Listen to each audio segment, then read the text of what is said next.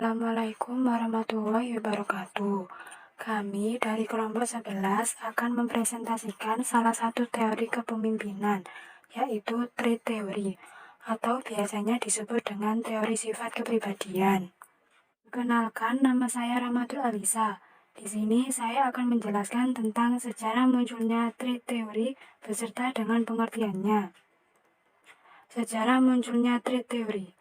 Trait theory muncul tahun 1920-an dari penelitian serius melalui serangkaian tes-tes psikologi yang berusaha melakukan identifikasi karakteristik umum effective leaders.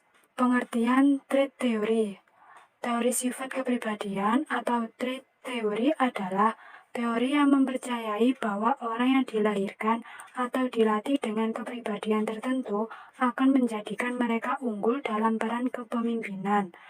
Artinya yaitu kualitas kepribadian tertentu seperti keberanian, kecerdasan, pengetahuan, kecakapan, daya tanggap, imajinasi, fisik, kreativitas, rasa tanggung jawab, disiplin, dan nilai-nilai lainnya dapat membuat seseorang menjadi pemimpin yang baik. Teori kepemimpinan ini berfokus pada analisis karakteristik mental, fisik, dan sosial untuk mendapatkan lebih banyak pemahaman tentang karakteristik dan kombinasi karakteristik yang umum di antara para pemimpin. Keberhasilan seseorang dalam kepemimpinan sangat tergantung pada sifat kepribadiannya dan bukan hanya bersumber dari bakat, namun juga berasal dari pengalaman dan hasil belajarnya.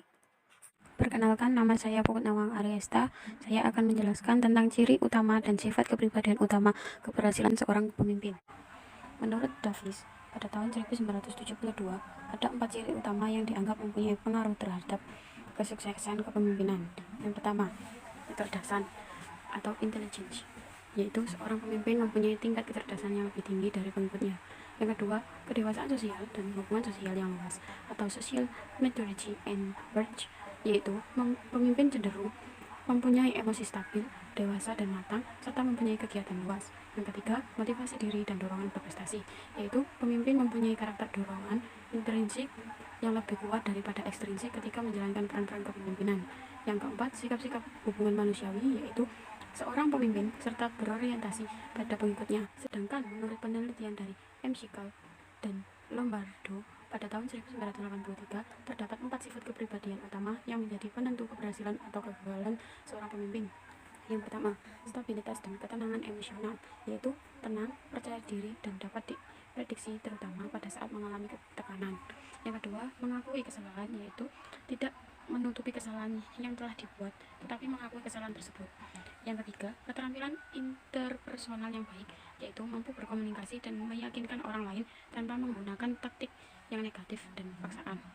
Yang terakhir, pengetahuan yang luas atau intelektual, yaitu mampu memahami berbagai bidang daripada hanya memahami bidang-bidang tertentu ataupun pengetahuan tertentu saja. Saya Selvi Agustin Waraditias akan menjelaskan kelebihan dan kelemahan trait teori atau teori sifat. Kelebihan dari teori sifat adalah teori ini cukup dimengerti dan mudah dipahami. Akibatnya, teori ini termasuk jenis hal yang dapat diimplementasikan dengan mudah dan ditelaah selama bertahun-tahun dengan banyak pasien.